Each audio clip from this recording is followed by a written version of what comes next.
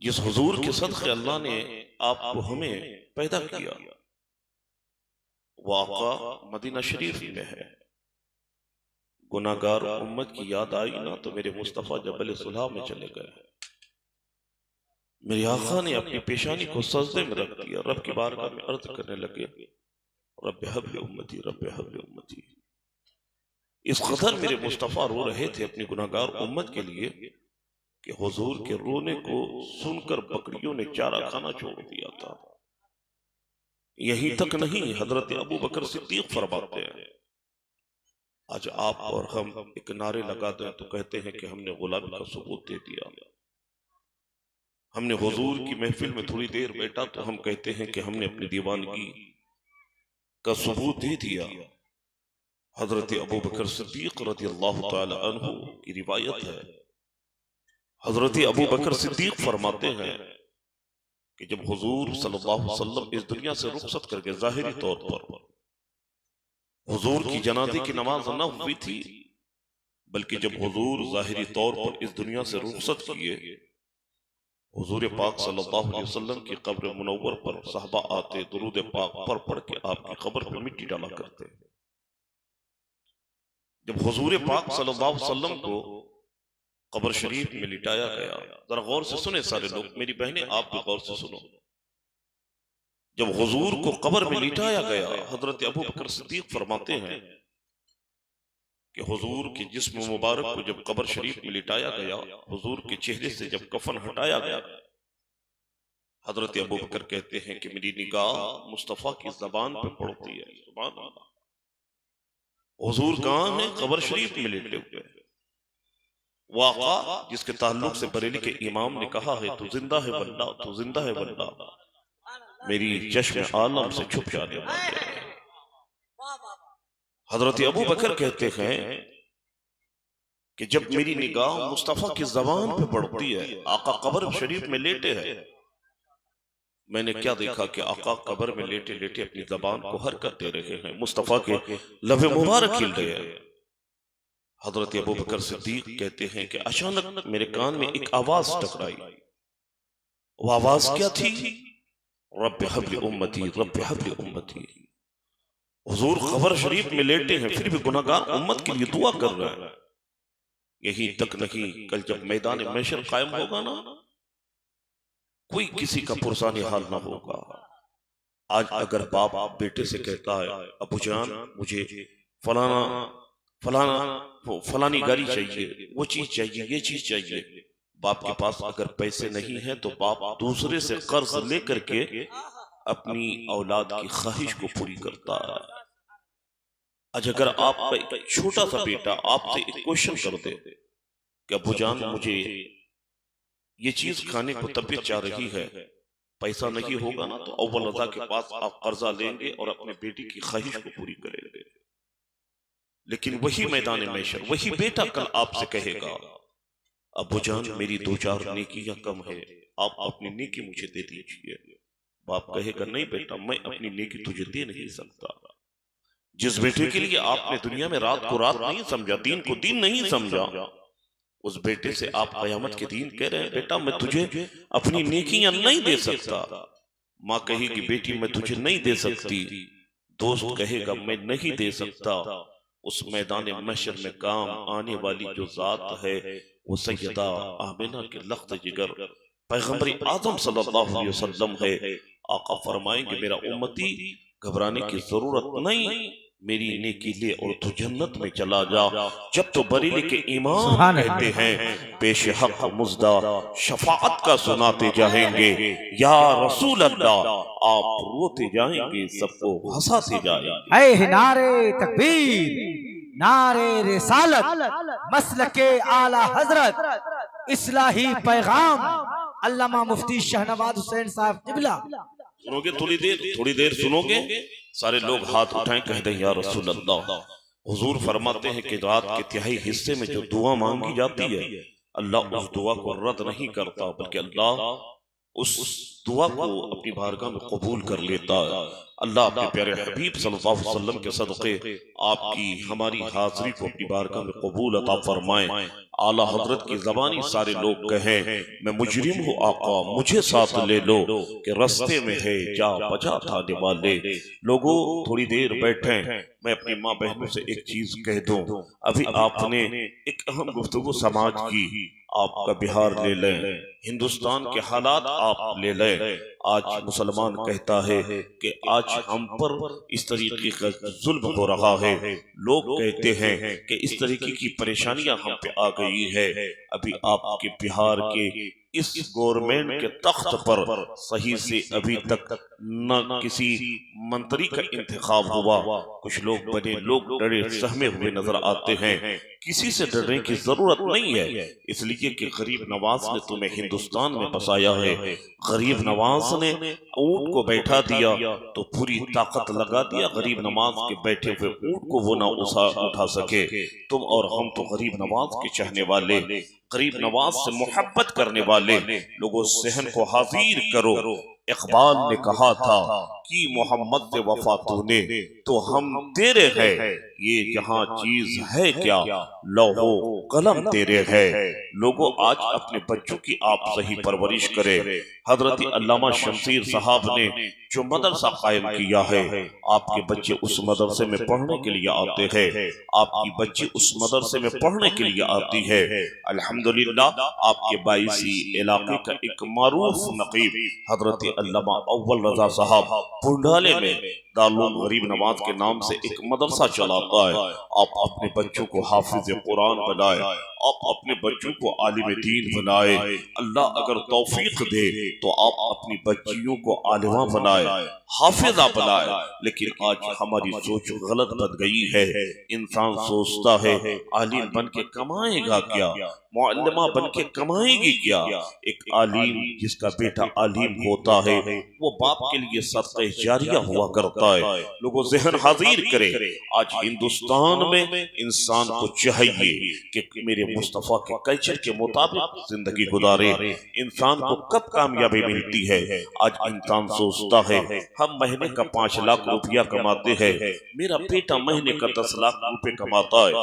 انسان بزنس کرتا ہے، مہینے کا 20 لاکھ کماتا ہے، کسی کا بیٹا مہینے کا 50,000 کماتا ہے۔ علامہ اول صاحب سے کہتا ہے حضرت میرا بیٹا تو مہینے کا 50,000 کماتا ہے، میں کامیاب انسان ہوں، میرے پاس 20 بیگھہ زمین ہے، میں کامیاب انسان ہوں، میرے پاس 2-4 دکان ہے، میں کامیاب انسان ہوں، میں بزنس کرتا ہوں، میں کامیاب ہوں۔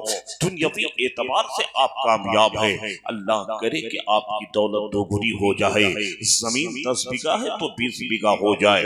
اللہ ہر سنی مسلمانوں کو پیسہ والا بنا دے، لیکن پیسے والے ہونے سے کامیاب انسان نہیں ہوتا ہے، زمین ہونے سے انسان کامیاب نہیں ہوتا ہے، دکان ہونے سے انسان کامیاب نہیں ہوتا ہے۔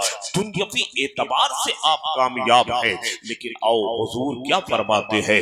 آج سے 1500 سال پہلے مصطفیٰ نے مدینے کی وادی سے پیغام دیا ہے کہ دنیا میں وہ شخص کامیاب ہے، دنیا میں اور قبر میں وہ شخص کامیاب ہے جو خود قرآن پڑھے دوسروں کو قرآن سکھائے، وہ انسان کامیاب ہے۔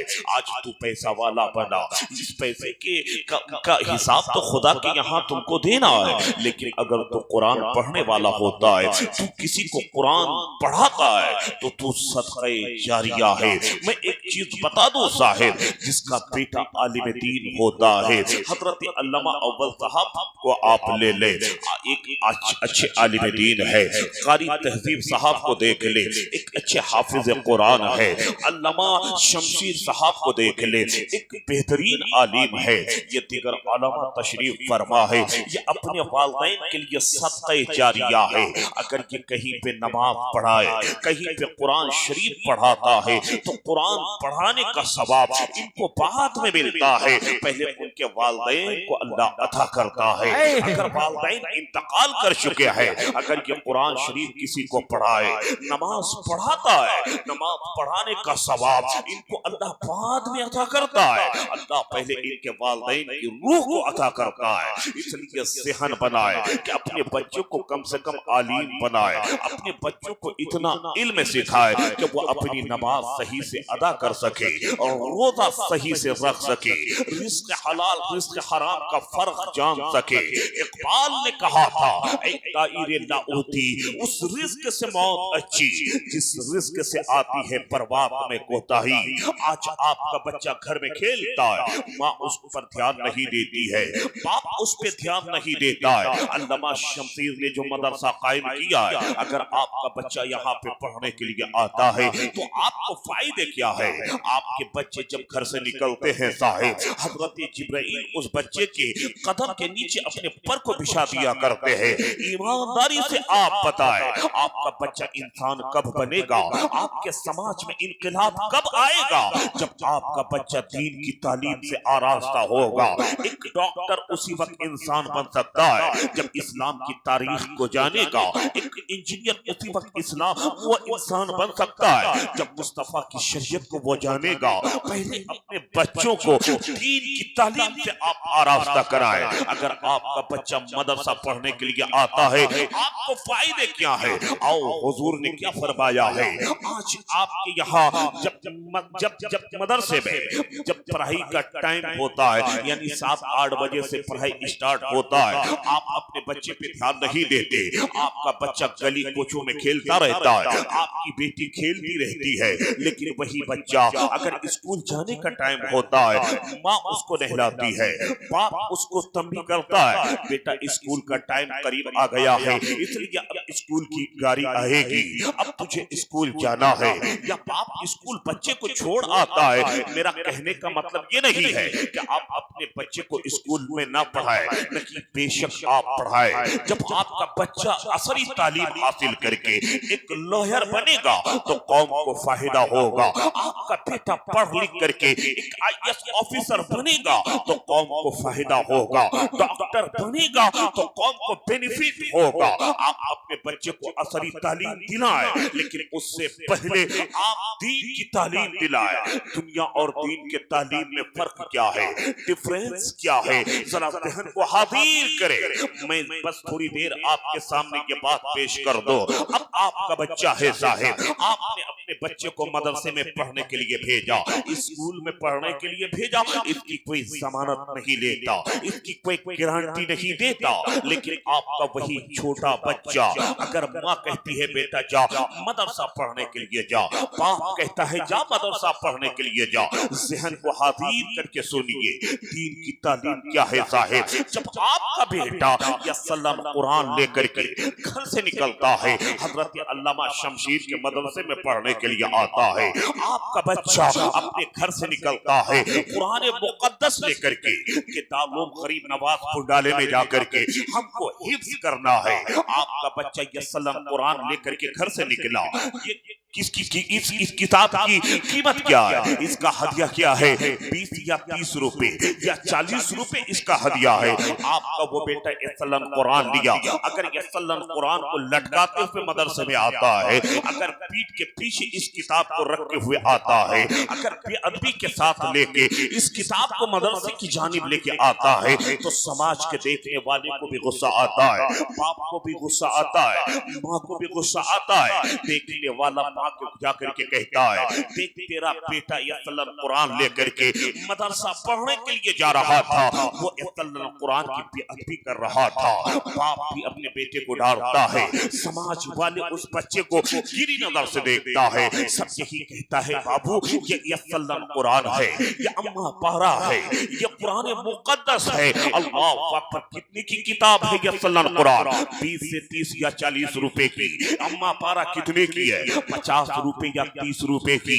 اور قرآن شریف کا ہدیہ آپ کتنے کا لے کے آتے ہیں؟ 400 یا 500 یا 600 یا 700 روپے اس کا ہدیہ ہے۔ اللہ اکبر، آپ اس کتاب کے تعلق سے کہتے ہیں بابو اس کتاب کو لٹکا ہوئے لے کے نہ جانا، اس کتاب کو پیٹ کے پیچھے لاد کے لے کے نہ جانا، بلکہ یہ قرآن ہے، قرآن ہے، اس کو باادب لے کر کے جایا کرو۔ یعنی باپ کہتا ہے بیٹا اس کتاب کو، قرآن مقدس کو اپنے سینے پہ چپکائے ہوئے لے کے جاؤ، یا قرآن کو سینے پہ لگائے ہوئے لے کے جاؤ، اما پارہ کو آپ سینے پہ لگائے ہوئے لے کے جاؤ۔ ان کتابوں کی قیمت اتنی ہے، لیکن احترام یہ ہے کہ پیٹ میں نہیں، سینے پہ چپکائے ہوئے لے کر کے جاؤ۔ لیکن وہی آپ کا بچہ جب CBSE بورڈ میں پڑھتا ہے، آپ کا بچہ اسکول میں پڑھتا ہے، ایک سیلیبس کی کتاب لیتے ہیں جس کی قیمت 5 سے 6 ہزار کی ہوتی ہے، ایک 2,000 کا آپ بیگ لیتے ہیں، 2,000 کے بیگ میں 5,000 کی کتاب آپ ڈالتے ہیں، ماں خود اس بیگ کو اٹھاتی ہے،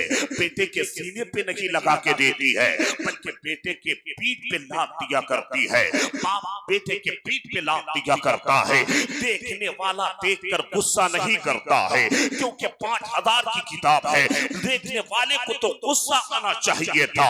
دیکھنے والا دیکھتا ہے کہ یہ بچہ اسکول پڑھنے کے لیے جا رہا ہے، اس کے پیٹ پہ جو کتابیں ہیں یہ اسکول کی کتابیں ہیں، لیکن وہی یتل القرآن ہے جس کو پیٹ پہ رکھا جائے، سماج والے کو غصہ آ جائے، ماں باپ کو غصہ آ جائے، دوستوں کو غصہ آ جائے، یتل القرآن کے تعلق سے کہتا ہے کہ اس کو پیٹ پہ نہیں سینے پہ لگائے ہوئے لے کر کے جاؤ۔ یہاں سے پتہ چلا یہ دنیا کا علم تیرے ساتھ اس وقت تک ہے جب تک تیری آنکھ کھلی ہے، آنکھ بند ہوئی یہ دنیا کی تعلیم تمہارا ساتھ چھوڑ دیتی ہے، لیکن دین کی تعلیم وہ تعلیم ہے، آنکھ کھلی ہے تمہارے ساتھ ہے، قبر میں لے کے ہو قرآن تیرے ساتھ ہے، میدان محشر میں ہو یہ دین کی تعلیم تمہاری وہاں مدد کرتی بھی نظر آئے گی۔ اس لیے اپنے بچوں کو علم دین سے آراستہ کریں، اپنے بچوں کو تعلیم دلائیں۔ نعرے کا وقت نہیں حضرت،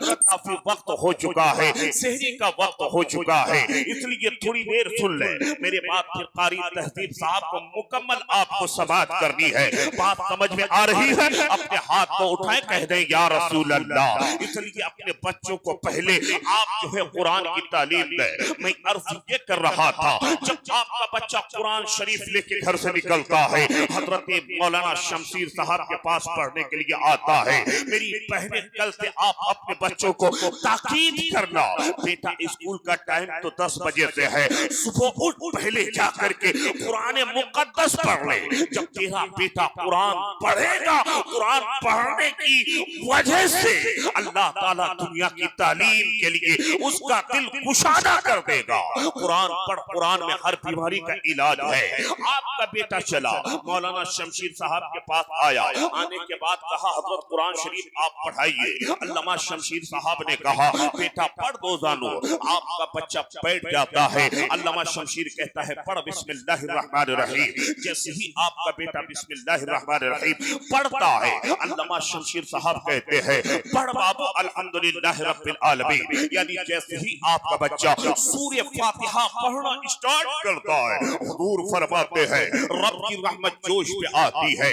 اللہ فرشتوں سے فرماتا ہے اے فرشتوں، اس بچے نے قرآن پڑھنا شروع کیا، لہذا اس کے باپ کا نام لکھ لیا جائے، اس کی ماں کا نام لکھ لیا جائے۔ قرآن کون پڑھنا اسٹارٹ کیا؟ آپ کا بیٹا، آپ کی بیٹی۔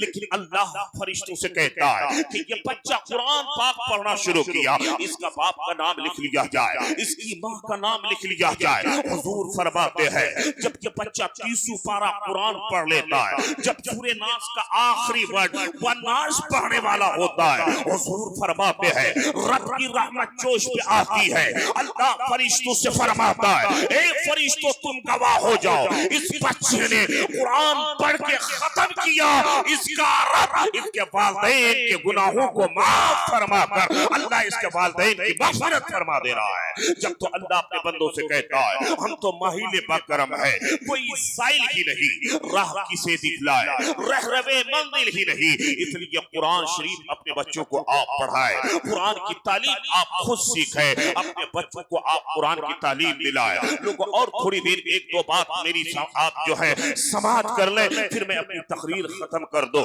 آج ہندوستان کی وادی میں آج ہر جگہ ٹیپو سلطان کی ضرورت ہے۔ آپ اپنے بچے کو طاقتور کیسے بنائیں گے؟ آپ کا بچہ جو آج بگڑ رہا ہے، آپ جائیے 22 چوک میں، آپ کا بچہ جا کر کے نہ جانے کون کون سا کام نہیں کرتا.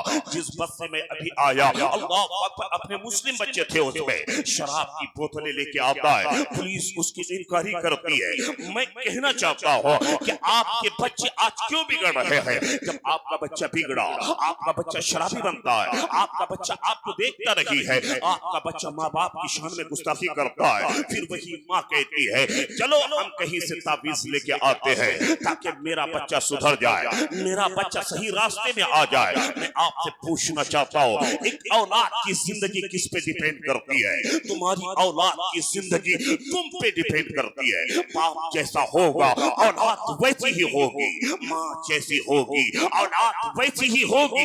اس لیے آپ کو چاہیے کہ بچپن سے ہی ہم اپنے بچے کی صحیح پرورش کریں. ایک چیز آپ بتائیے صاحب, آپ کسی کے پاس چلے گئے, آج ہمارا ایمان تو اتنا کمزور ہو چکا ہے جو ایک وقت کی نماز نہیں پڑھتا ہے, ایسے مکاروں کے پاس جاتے ہیں, کہتے ہیں پانی پہ آپ دم کر دیجئے.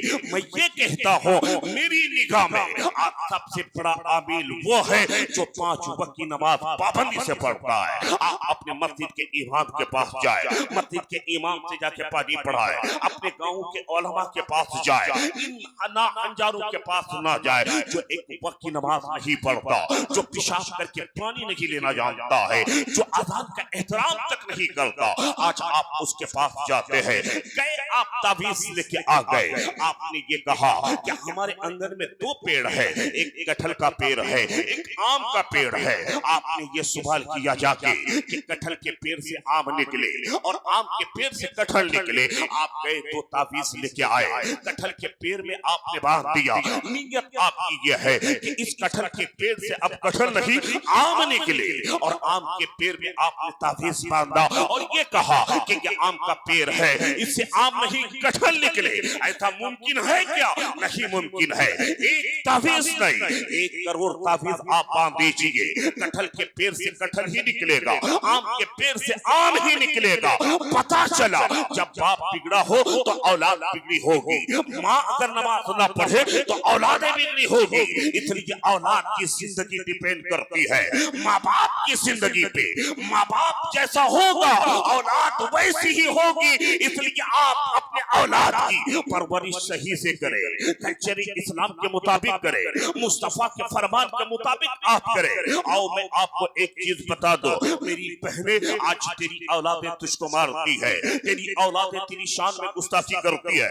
اس کا ذمہ دار کون ہے؟ کیوں تیری اولادیں آج بگڑ گئی؟ کبھی تم نے یہ سوچا کیوں میری اولاد بگڑ رہی ہے؟ کیونکہ ہم نے اس کی بنیاد جو ڈالی ہے, ہم نے جو اس کی پرورش کی ہے تو غلط طریقے سے ہم نے کیا ہے. اللہ اکبر. اے لوگو, آج تیرا بچہ چھوٹا سا رہتا ہے, میری بہنیں آج اپنے بچوں کو اگر کچھ کھلاتی ہے تو سوچتی ہے کہ ہم ٹی وی دیکھتے دیکھتے کھلائے, ہم گانا گاتے گاتے بچوں کو کھلائے, ہم دوسروں کی خدمت کرتے کرتے بچوں کو کھلائے. اس لیے اس پر یہ اثر پڑتا ہے کہ وہ اولاد جب بڑی ہوتی ہے تو پھر ماں باپ کا مخالف ہو جایا کرتی ہے. اور اگر اولادوں کو آپ بہتر بنانا چاہتے ہیں, اولاد کی زندگی آپ اگر بہتر دیکھنا چاہتے ہیں تو اولاد کی پرورش بچپن ہی سے بہتر طریقے سے کریں. اسی ہندوستان کی وادی میں ایک ایسا شخص تھا صاحب, آپ کے اس علاقے میں بھی ایسے نوجوان ہوں گے جو اپنے آپ کو باڈی بلڈر کہلاتا ہے, کہتا ہے دیکھ میری صحت کتنی اچھی ہے, دیکھ میں کتنا مضبوط انسان ہوں. انسان اپنی باڈی کو دیکھتا ہے, دیکھنے والا دیکھ کر کہتا ہے دیکھ یہ انسان کتنا مضبوط لگتا ہے, دیکھ اس کا سینہ کتنا چوڑا ہے, دیکھ اس کا جسم کتنا خوبصورت لگتا ہے. یعنی کہنے کا مطلب یہی ہے کہ جب فجر کی اذان ہوتی ہے وہ انسان نماز پڑھتا نہیں ہے, چلے جاتا ہے جم کرنے کے لیے, کوئی جا کر کے رننگ کرتا ہے. میرا کہنے کا مطلب یہی ہے کہ اس ہندوستان میں ایک ایسا شخص گزرا ہے, اگر اس کو ورزش کی طبیعت ہوتی, اگر اس کو اپنے جسم کو حرکت دینے کی خواہش ہوتی تو وہ کسی جیم خانے میں نہیں جاتا، وہ کہیں جا کے رننگ نہیں کرتا، بلکہ اپنی فوج سے کہتا فوج آج میرے جسم کو حرکت کرنے کی طبیعت ہو رہی ہے، لہذا ورزش کرنا چاہتا ہو، جا پنجرہ جا کے کھول دے۔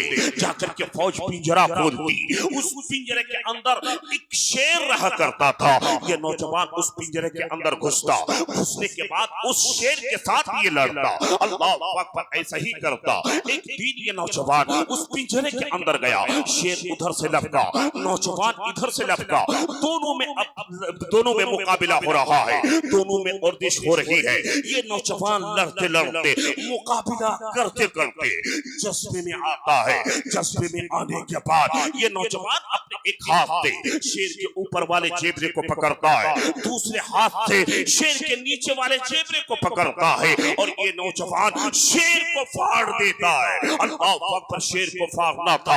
اب لوگوں میں یہ بات پھیل گئی کہ فلانا نوجوان نے شیر کو پھاڑ دیا ہے، شیر کے ساتھ مقابلہ کر رہا تھا، شیر کے دونوں جیبرے کو پکڑ کر پھاڑ دیا ہے۔ سارے لوگ جمع ہو گئے، اب اس نوجوان کی ماں سے سوال کرنے لگے، اس نوجوان کی ماں سے پوچھنے لگے، اے عورت، تو نے اپنے بچے کو کیا کھلائی تھی بچپن میں جس کی بنیاد پہ اتنی طاقت آ گئی ہے؟ تو نے اپنے بچے کو کون سی غذا کھلائی تھی کہ تیرے بیٹے نے شیر کو پھاڑ دیا ہے؟ نوجوان کی ماں نے جواب دیا تھا، اے لوگوں سنو، میں نے اپنے بیٹے کو کوئی اچھی غذا تو نہ کھلائی ہے، میں نے اپنے بیٹے کو کوئی اچھا کھانا تو نہ کھلائی ہے، لیکن ہاں، میرا بیٹا جب چھوٹا تھا، دودھ پینے کے پیریڈ سے گزر رہا تھا، جب اس کو بھوک لگتی تھی میں سمجھ جاتی تھی میرے بیٹے ٹیپو سلطان کو بھوک لگ گئی ہے، اب اس کو دودھ کی چاہت ہے، اب اس کو دودھ پلانا ہوگا۔ اس نوجوان کی ماں نے کہا تھا، اے لوگوں سنو،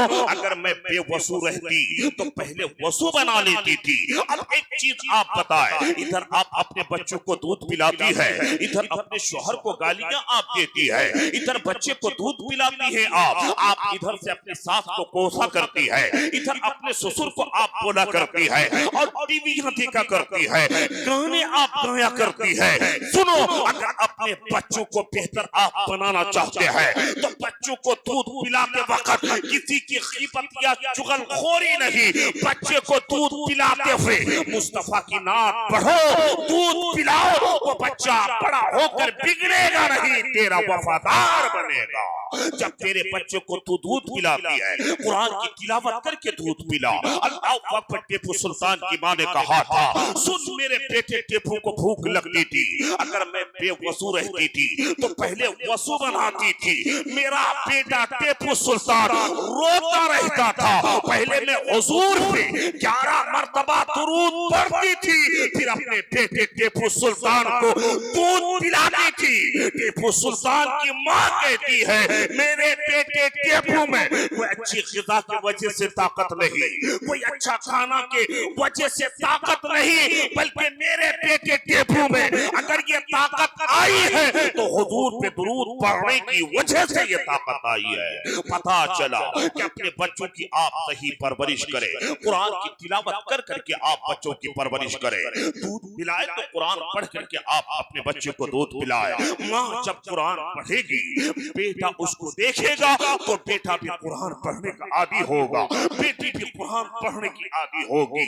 اللہ تعالی ہم سبوں کو اہدنا الصراط المستقیم پہ چلنے کی توفیق عطا فرمائے۔ سرکار غوث اعظم رضی اللہ تعالی عنہ سے ان کے استاد نے کہا تھا، عبدالقادر میں نے تم کو بسم اللہ پڑھایا، میں نے کہا بیٹا پڑھ بسم اللہ، تو نے تو اسٹارٹ کیا ہے قرآن شریف پڑھنا، 18 12 تک عبدالقادر جیلانی قرآن شریف کو پڑھتے رہے۔ عبدالقادر جیلانی سے استاد نے کہا تھا، اے عبدالقادر تم نے 18 12 قرآن کو کہاں یاد کیا ہے؟ حضرت غوث اعظم نے کہا تھا، میری ماں سیدہ ام الخیر فاطمہ 18 12 قرآن کی حافظہ ہے، وہ جب میں اپنی ماں کے پیٹ کے اندر تھا، میری ماں چلتی تھی قرآن کی تلاوت کرتی تھی، میری ماں بیٹھی رہتی تھی قرآن کی تلاوت کرتی تھی، میں اپنی ماں کے پیٹ کے اندر رہ کر کے 18 12 قرآن کو حفظ کر لیا ہے۔